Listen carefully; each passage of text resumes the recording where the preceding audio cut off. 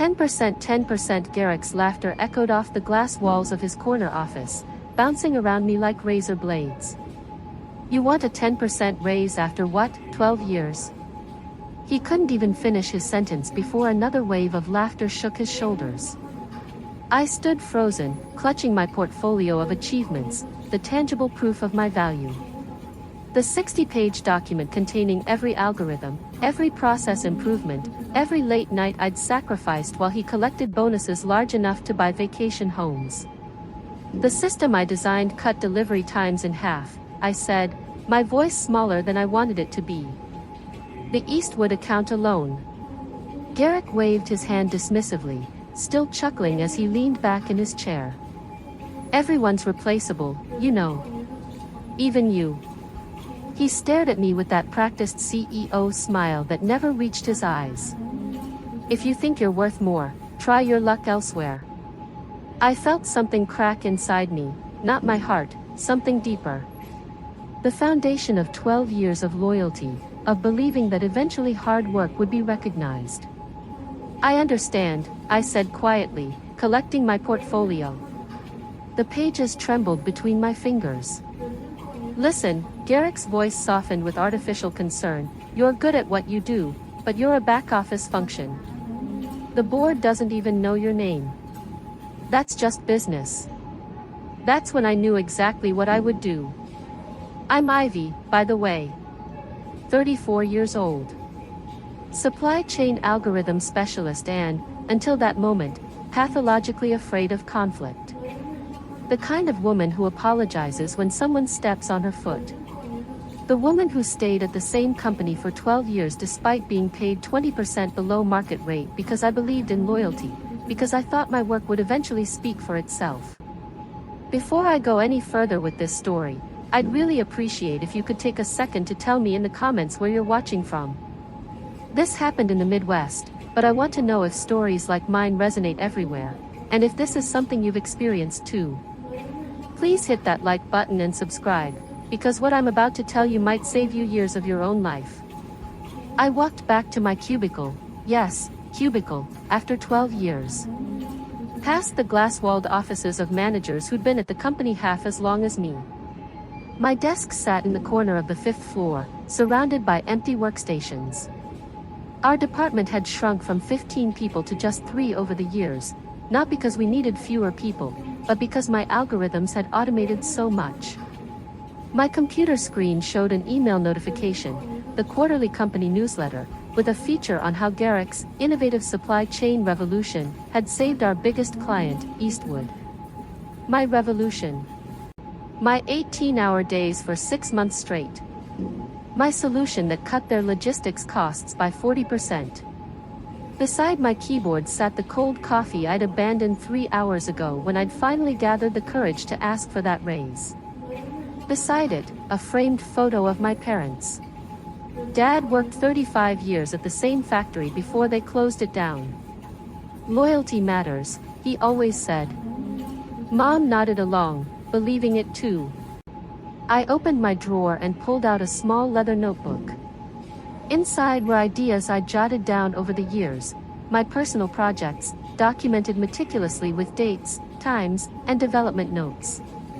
Ideas I'd explored on weekends, refined on my own laptop, built on my own time. Ideas the company had implemented without formal acquisition because I'd been too accommodating, too eager to prove my worth. I flipped through the pages, stopping at my notes from 3 years ago, a series of algorithms that became the backbone of our entire distribution system. At the top of the page, my handwriting, personal project, supply chain optimization through predictive modeling. Began November 4th. Home system. What Garrick never knew, what the company's legal department had been too careless to investigate, was that I'd never signed over the rights to these personal innovations. The boilerplate employment contract covered work done during company time using company resources. My most valuable creations were documented as personal projects, developed on my own equipment during my own time. I picked up my phone and scrolled to a number I'd saved but never called. Hayden, the operations director at our largest competitor, had reached out multiple times over the years. His last message, sent 6 months ago, the offer still stands whenever you're ready. We value innovators here. My fingers hovered over the call button. 12 years of loyalty screamed at me to stop, to be reasonable, to not burn bridges. Then I remembered Garrick's laughter. I pressed call. Hayden speaking. This is Ivy Reeves from Porter Logistics Solutions. I paused, surprised by the steadiness in my voice.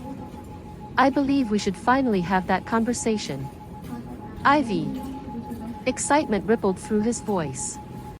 I was beginning to think you'd never call. Are you free for dinner tonight? 5 hours later, I sat across from Hayden at a restaurant that required reservations weeks in advance. He'd made one call. I followed your work for years, Hayden said, studying me over his water glass.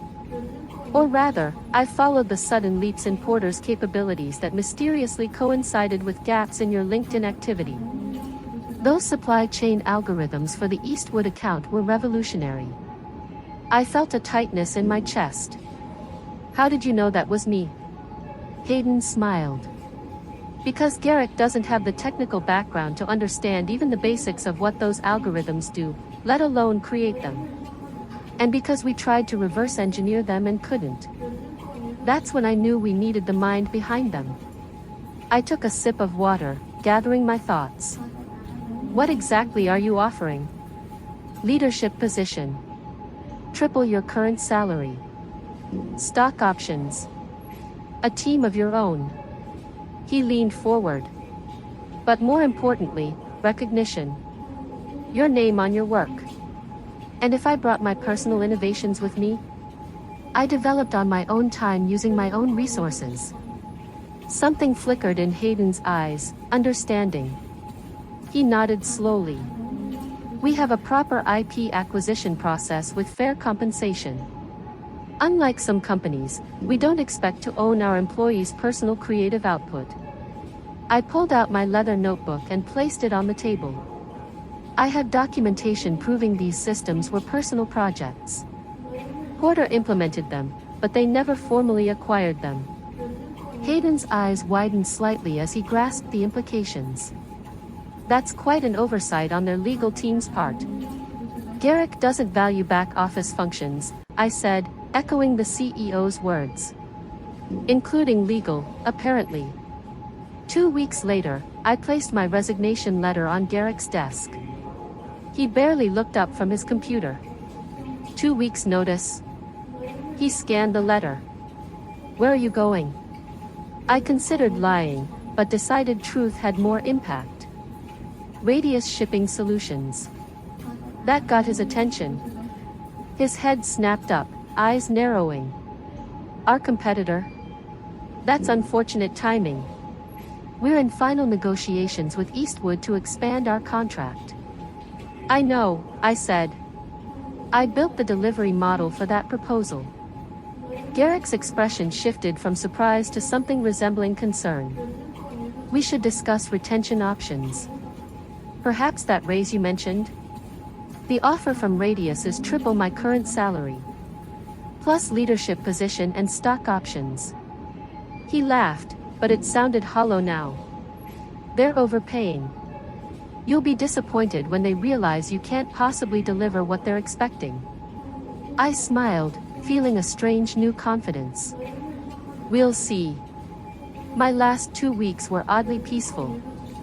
I completed my transition documents, trained my replacement, a recent graduate who seemed both terrified and impressed by the systems he was inheriting, and backed up my personal project documentation.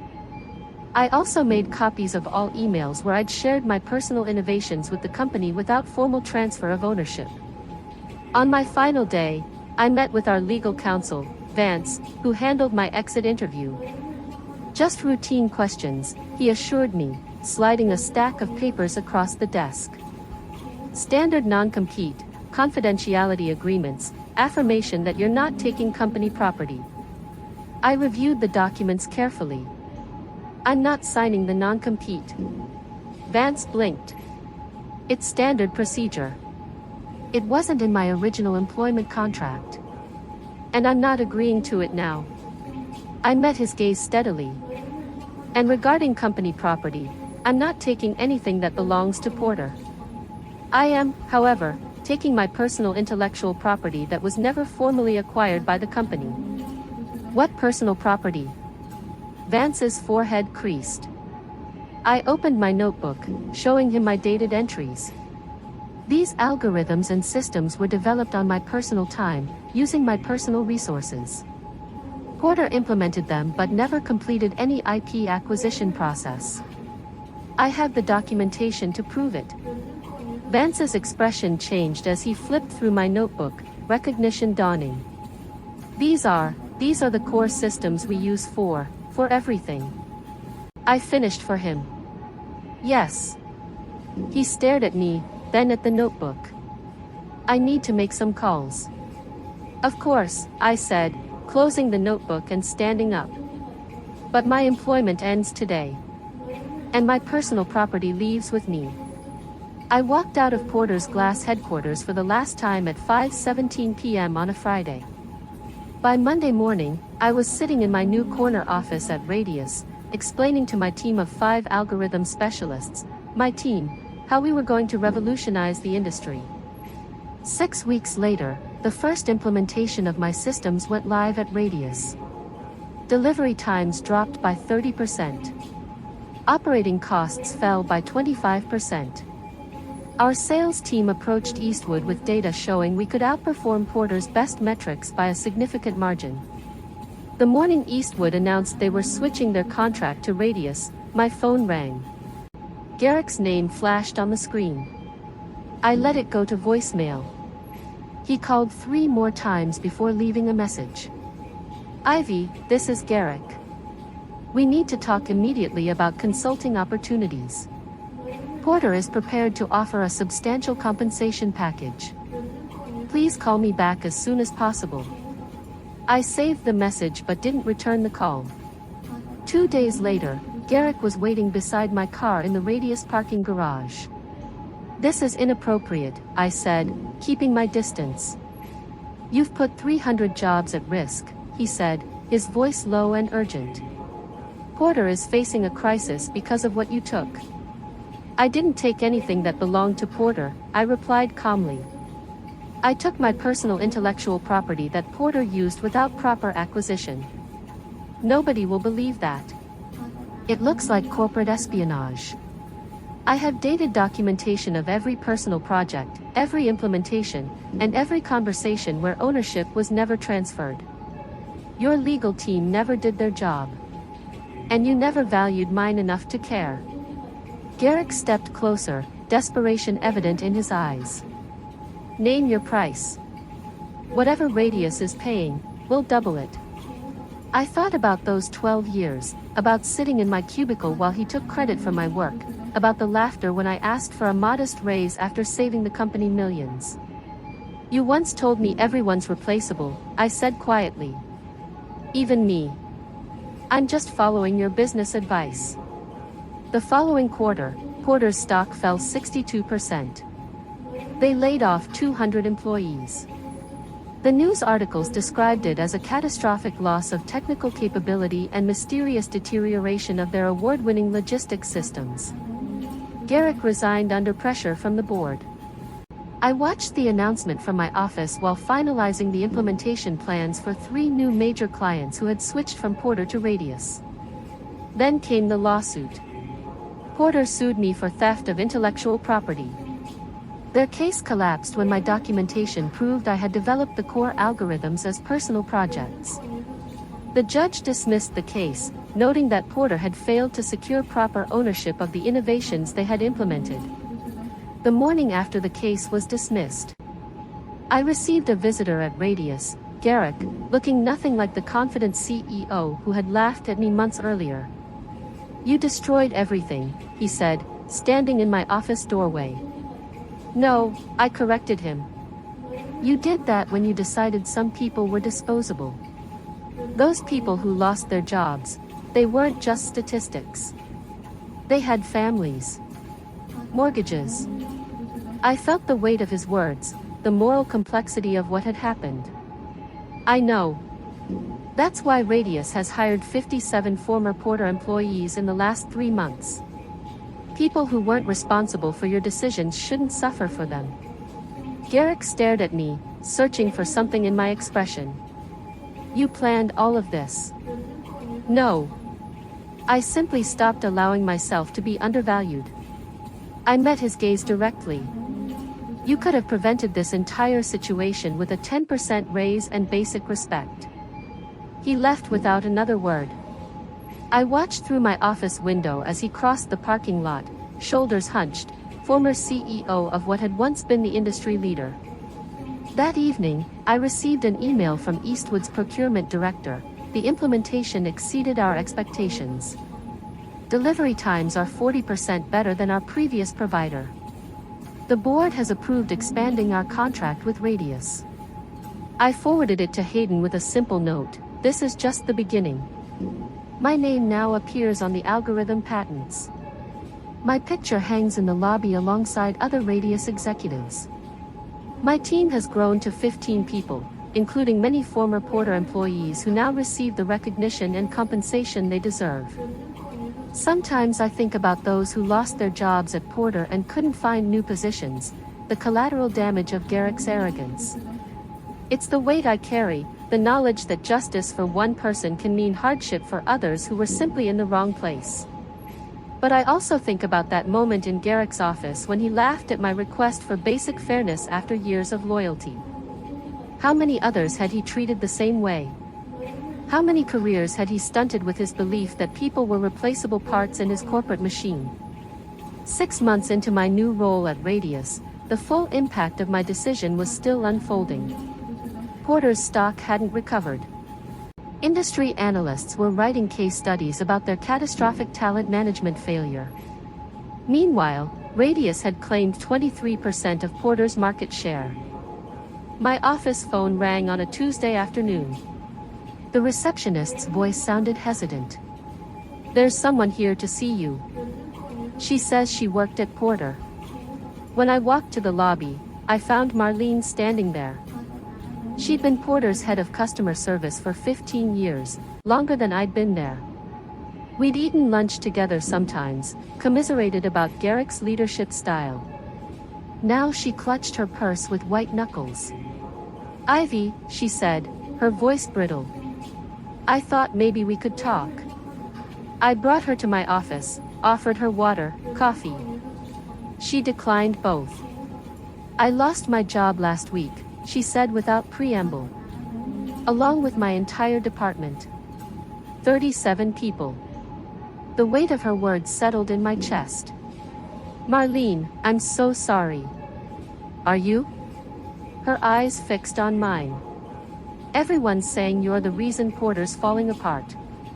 That you stole something and brought it here. I didn't steal anything, I explained. My personal project documentation, the legal victory. She listened without expression. I'm 56 years old, Ivy. Who's going to hire me now? I leaned forward. Radius will. We need experienced customer service leadership. I can speak to Hayden today. She shook her head. I didn't come here for a job. Then why did you come? Marlene looked around my office, the view, the sleek furniture, the nameplate on my door. I wanted to see if it was worth it. If whatever you got was worth what happened to the rest of us. The question lodged in my throat like a stone. Was it worth it? The recognition, the compensation, the validation, measured against the collateral damage to people who'd done nothing wrong except work for the wrong company? It wasn't supposed to happen like this, I said finally. I just wanted what I'd earned. We all want that. Marlene stood up. Some of us just can't take an entire company down when we don't get it. After she left, I sat motionless, staring at the wall. My phone buzzed with a text from Hayden. Quarterly numbers exceeded projections by 18%. Celebration dinner tonight. I didn't answer. Instead, I opened my laptop and created a new spreadsheet. In the first column, I listed every Porter employee I knew had lost their job. Next to each name, I researched their LinkedIn profiles, noting their experience and skills. By midnight, I had a database of 212 people. The next morning, I walked into Hayden's office without knocking. "We need to talk about Porter's former employees." Hayden looked up from his monitor. "What about them?" I placed my spreadsheet on his desk. "These are people who lost their jobs because of Porter's collapse. Radius has benefited enormously from what happened. We have a responsibility." He studied the list. "We've already hired quite a few." "Not enough." I sat down across from him. "I want to propose a formal recruitment initiative targeting Porter's displaced workers. And for those we can't hire directly, I want to fund placement services and training programs." Hayden leaned back in his chair, studying me. "That's an expensive proposition for people who don't work for us." "It's an investment in our reputation and our future," I countered. "And it's the right thing to do." After a long moment, he nodded. "Draft the proposal. I'll take it to the board." 3 weeks later, Operation Rebound launched. Radius committed to interviewing every qualified former Porter employee. We partnered with 3 training companies to offer skills updates for those needing transition assistance. For employees nearing retirement, we created part-time consulting opportunities. The industry took notice. Business journals wrote about Radius's innovative approach to competitor displacement. Applications to our open positions increased by 300%. Clients mentioned our corporate responsibility during sales meetings. Marlene called me the day after the program was announced. "Was this your doing?" "Yes," I admitted. "Would you reconsider coming to Radius?" A pause. "Maybe. As a consultant, not an employee. I'm too old to start over completely. We need your expertise. Name your terms." 2 days later, she was setting up in an office down the hall from mine. Not everyone was as receptive. Jason, Porter's former operations manager, refused my call. Patrice from accounting sent a scathing email about loyalty and betrayal. I saved it in a folder labeled Consequences, my growing collection of reminders that revenge is never as clean as it seems in movies. 8 months after I left Porter, I received an unexpected email from Vance, their former legal counsel. "Meeting for coffee. There's something you should know." We met at a small cafe halfway between our offices. Vance had aged visibly, new lines around his eyes, gray hair at his temples that hadn't been there before. "I was let go last month," he said, stirring his coffee. "Part of the latest round of cuts." "I'm sorry," I said, and meant it. "Radius is hiring legal." He shook his head. "That's not why I wanted to talk. It's about your algorithms. Your documentation." I tensed. "The court already ruled on that." "I know. And they ruled correctly." Vance leaned closer. "But there's something you don't know. After you first mentioned your personal projects in the exit interview, I went to Garrick immediately, told him we needed to investigate your claims before taking any action. And he showed me emails from 3 years ago. You had actually sent him detailed explanations of your algorithms, asking if the company wanted to formally acquire them. You even suggested fair compensation terms." My coffee cup froze halfway to my lips. "I don't remember that. You CC'd me on them. I found them in our archive during the legal preparation. Garrick had replied to you, dismissing the need for formal acquisition. Said something like, 'Just implement it. If it works, we'll sort out the details later.' He knew all this time." Vance nodded.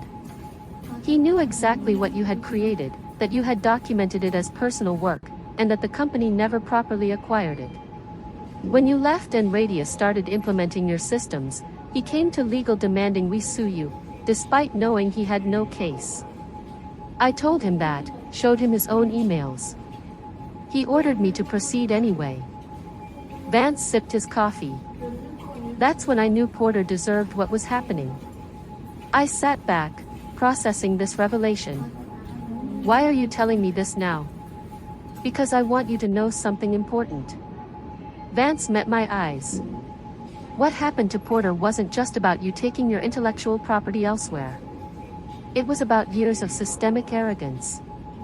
Garrick didn't just undervalue you, he did it to everyone. Legal, operations, customer service. He treated the entire company like replaceable parts. And now those parts are working elsewhere, I said softly. Exactly.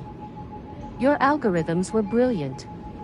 But Porter wouldn't have collapsed if Garrick had built a company that could withstand losing one person. He didn't just lose you, he lost the loyalty and institutional knowledge of hundreds of people who felt exactly as you did. I thought about this on my drive back to Radius. My revenge hadn't destroyed Porter, it had simply revealed what was already broken. That evening, I received another call from Garrick. I almost sent it to voicemail from habit, then decided to answer. Ivy, his voice sounded rough, tired. I'm calling to apologize. Of all the things I'd expected, this wasn't one of them. I'm listening. I knew about your personal projects. I knew you documented them properly. I thought.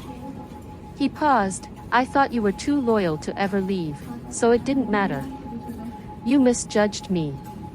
I misjudged everything. The admission seemed to cost him. The board removed me completely yesterday.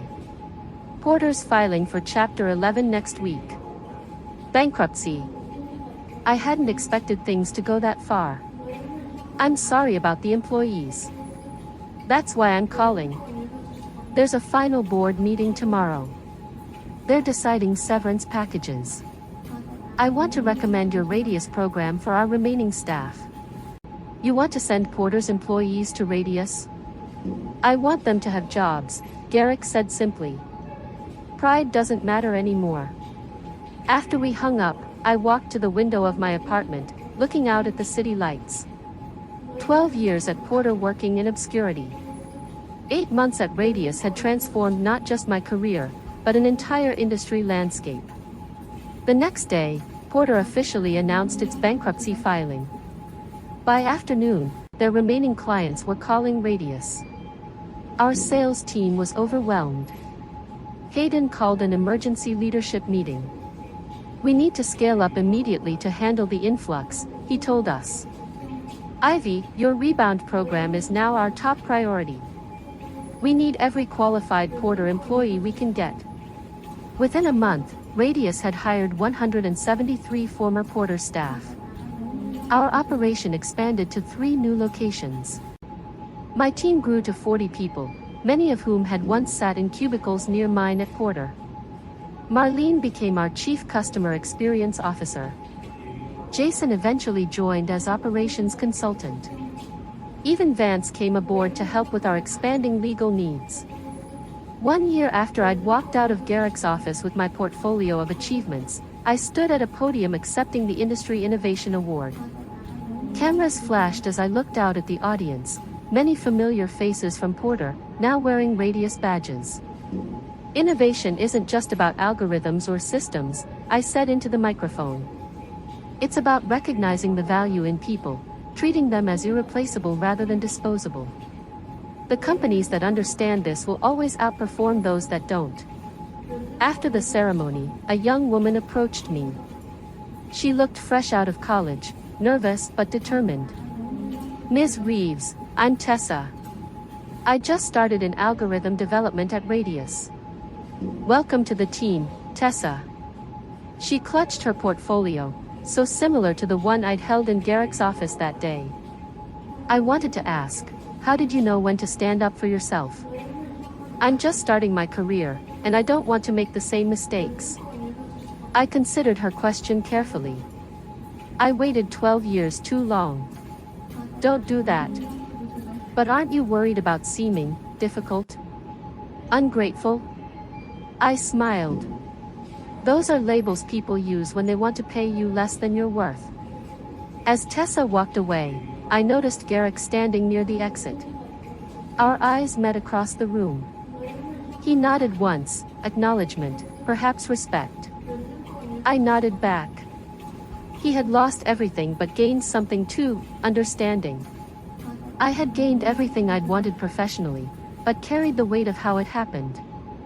We were both changed by that moment of laughter over a 10% raise request. 2 years after leaving Porter, I received an unexpected package. Inside was a framed article from the Wall Street Journal analyzing Porter's collapse and Radius's rise. A note was attached: "You were never replaceable. Garrick." I hung it in my office as a reminder that value isn't determined by others, it's something you must recognize in yourself first. Last month, I launched a mentorship program for women in tech. Our first workshop focused on salary negotiation and intellectual property protection. 300 women attended. Marlene helped me organize it. Tessa, now leading her own team, was one of our speakers. At the end of the workshop, a participant asked me, "Don't you feel bad about what happened to Porter?" I considered the question carefully before answering. I feel responsible for my actions, but not guilty for claiming what was rightfully mine. The difference matters. As I look back now, I understand that true revenge wasn't watching Porter collapse or seeing Garrick lose his position. It wasn't even my corner office or industry award. Real revenge was discovering my own worth and refusing to let anyone discount it again. It was creating a workplace where people like me, people like the person I used to be, would never need to wait 12 years for recognition. If you're watching this and questioning your own value in your workplace, remember, loyalty is admirable, but it should flow both ways. Document your achievements. Know your worth. And never, ever apologize for asking to be valued appropriately. The algorithms I created were complex. But the lesson was simple: no one determines your value but you. If this story resonated with you, please hit that like button. Share it with someone who might be sitting in a cubicle right now, wondering if they should speak up. Subscribe if you want to hear more stories about finding your voice in spaces designed to silence it. And leave a comment letting me know if you've ever had to make a similar choice between loyalty and self-worth, because sometimes, the most powerful thing we can do is simply refuse to be replaceable.